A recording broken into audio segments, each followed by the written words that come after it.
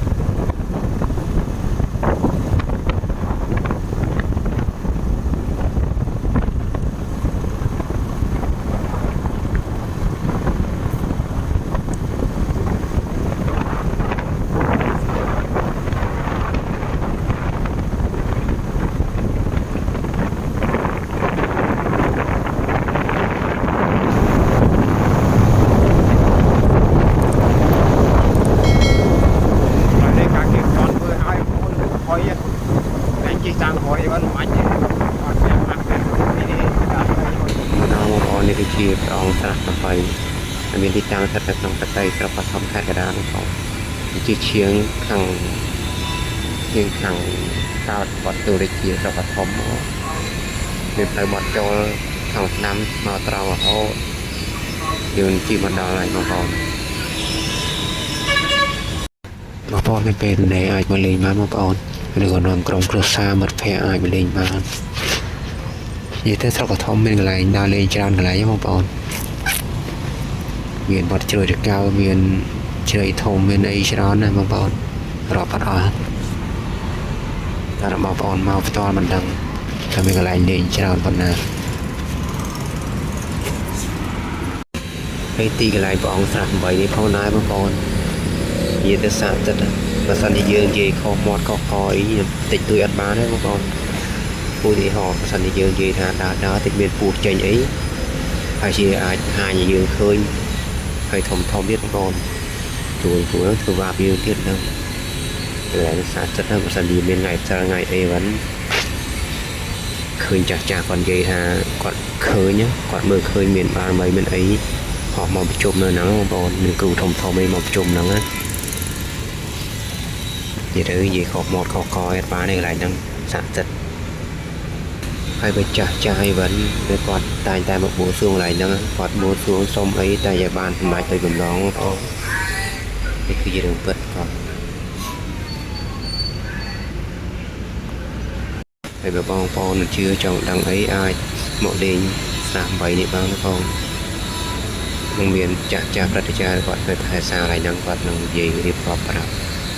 នៅខេត្តការជាច្រើនបាទទស្សនាវីដេអូរបស់គ្នាបងប្អូនហើយតបោស្លាហ្នឹងដូចជាប្រហែលក្រែ500ក្រែជាងអី400ជាងមិនស្អាតបាននឹងច្បាស់ណាទៅតឹងស្លាហ្នឹង12ម៉ែត្រកន្លះហើយនឹងបដោយ20ម៉ែត្រកន្លះតបោស្លាហ្នឹង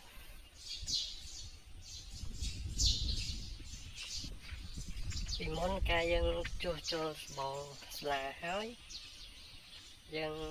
សាងសង់បន្ទប់ទឹកបាន2ហើយសូឡា